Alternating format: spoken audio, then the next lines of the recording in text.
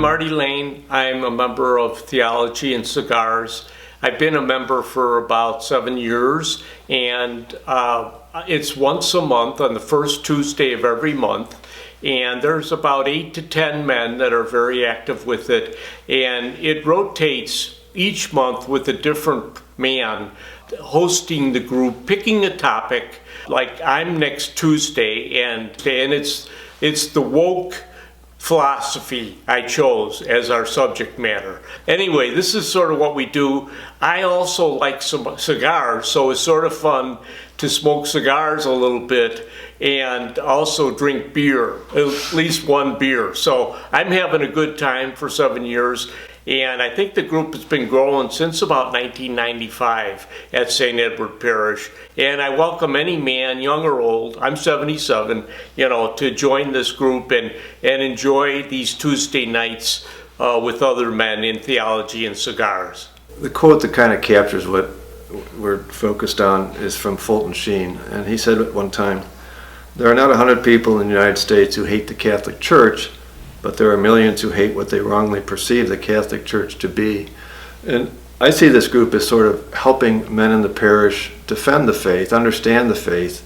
And so I think it's really important for people to be able to, if they're going to evangelize and they're going to defend the faith, you got to know what you're talking about, and that's hopefully what we're doing. At the same time, it is an interesting and fun group. One of the things you'll quickly learn is that we have some incredible people in the parish who, you might think would not know anything about their faith, and they do. And they're very passionate about it, and that's very reassuring.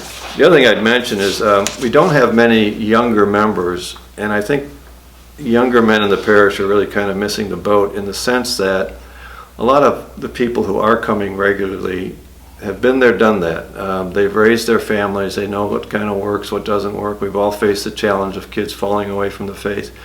And I'd really think younger men would benefit hugely from participating in this. And also a lot of the younger men, I think, probably are very well versed in their faith as well. So we would benefit from their being there. So I'd really encourage younger men to show up. Tom Clune, longtime, former parishioner, but longtime parishioner. My wife Peggy and I raised our children here, 3 kids. So whatever formation they've got is largely due to St. Ed's. And I joined primarily, initially I should say, because I'm a longtime friend of Kevin's and his family. And but that's not why you keep coming back. Keep coming back because there's something substantive, sustaining about it.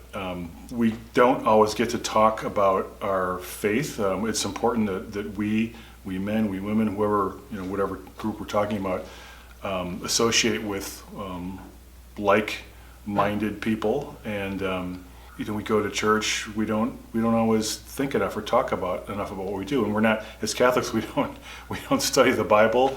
That's okay. We're one of the fun parts is the challenge of every few months finding something to talk about, and that's always actually a lot of fun. And it can come from anywhere. One time, one of my daughters said to me, "Dad, why did Jesus have to die on the cross?" And I thought, that's a good question. I'm not sure. Well, maybe I'll take that to Theology and Cigars. So. An important dimension of the meetings is that we always invite and almost always have as a participant Father Dom, and it's important as we discuss points of our faith, which are not all written down. There's the written tradition, there's the written faith, there's the faith tradition. It's important that we have that kind of resource and input into our discussions.